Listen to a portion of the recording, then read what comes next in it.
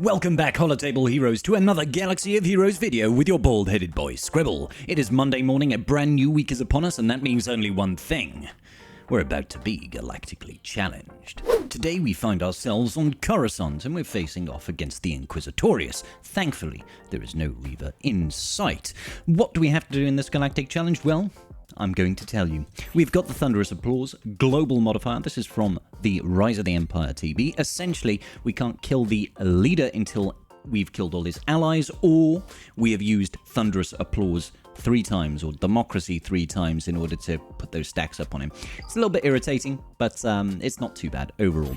The player modifier is Globe of Peace. This is for Gungans, which unfortunately means, for those of you that do not have Jar Jar, you are unable to red box, but you can still get your 2 Omicrons, which is the most important part of the reward structure for galactic challenges. So I will obviously go over how to get it with Gungans, but then I'm going to show you the alternative solutions that will get you at least as many keys as possible without having Jar Jar in your roster.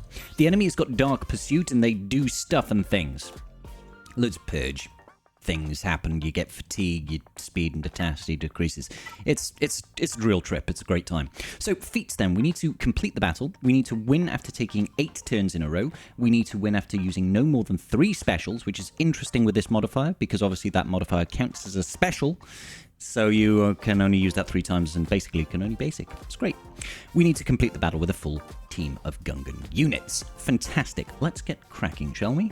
Gungans then. So there's no real theory crafting when it comes to Gungans, right? There are only 5 characters in the entire team. You're looking for GI to start off with that torture rather than his opener, because we want to be able to get lots of debuffs out as soon as possible, and you're going to use the event special ability. That's going to put a stun on GI, and it's going to start that ball rolling. We're then going to use the Otto Gunga thingy over here, the Horn of Otto Gunga, and I'm passing it over to Tarples, because we like our boy Tarples very much. We're going to use the event special ability again, we're going to use Shield Pulse, and I'm going to just go, big boom ass. I would highly recommend you focus on 7th Sister at the start. So, once again, we'll use Democracy, GI is gone, 7th Sister is gone, we're using more of the stuff and things. I'm going to get that Taunter with our Phalanx, and it should be, we should basically be done at this point, you know what I mean? It's, they've lost all of their team already, so what can you say? I'll get rid of 5th Brother next, I think, because I don't like his face, and then it's 2nd Sister. We should be laughing at this point, to be honest, guys. If you've got Jar Jar, it's not really going to be too difficult for you. Now, obviously, we didn't do the only using 3 special abilities there. I'm going to save that for other teams because we're going to be covering it off with another 2 teams now. So, when taking 8 turns in a row and only using a maximum of 3 specials, I'm going to start off with the king of not using specials that's not a GL, and that's going to be CLS. CLS is very, very good in this setup here. Simply because of the way the team works. Lots of debuffs, lots of control, lots of turn meter, lots of damage output. So we're able to get everything done here. We should be able to get 8 turns in a row and no more than 3 specials. Let's do it. Okay, so I'd start off by stunning Grand Inquisitor because he opens up with a really horrible setup at the start where he's going to get like AoE ability blocks or torture someone. We don't want either of those things. Focus on 7th Sister, only using basics, okay? As soon as you've got the ability to use this event special ability, I would target someone like 5th Brother, use it, that's going to stun GI. Oh, absolutely, we'll get that confusion on 5th Brother. Counterattacks are great, so just keep on basicking, baby. That's all we want to do right now. Yeah, let's keep on basicking over here. If we can kill the enemy as well, it just makes your life so much easier. If you can just start hurting down the enemy. Every time you've got this event special ability, this Democracy, totally use it. Because once we get to triple stacks on that, then GI is going to be Gonzos. Gonzos with the wind. Okay, so look, we've got it available now again. We use it now and he's going to perish. So goodbye. Focusing on 2nd Sister here at the start. And then you just go auto basic. Just down to 5th Brother. That's it. That's it. That's going to be 8 turns in a row, and it's going to give you the no more than 3 specials. So I'm going to give you another option here for not using 3 specials. This one is going to be GL-based, so we're going to be using Jabba the Hutt with the Hutt Cartel. Just taking a standard Jabba the Hutt team, I guess. Very, very simple and straightforward. We're just going to go in and just basic. Like we start off with the event special ability, so we're just going to use it. And we'll start throwing stuff out. 2 and 3. All of these thermal detonators count as debuffs, thankfully. So every time that we're doing this, all these debuffs that we're attempting to apply is just going to make it that much easier. GI hasn't even taken a turn yet. and we're just plowing thermal detonators onto Seventh Sister, which is what we really, really want to do, because she's a big dunderhead and nobody likes her face. Nobody likes her face. Quickly, fill her face with thermal detonators. And there we go. That's it. Once you've gotten rid of GI, you just go auto basic, and you have a good time. They're going to die to thermal detonators. There's not a whole lot they can do against Jabba the Hutt, truth be told. So, just have a good time. Have a good time. If you have Jabba, it's the easiest way of getting the no more than 3 specials used.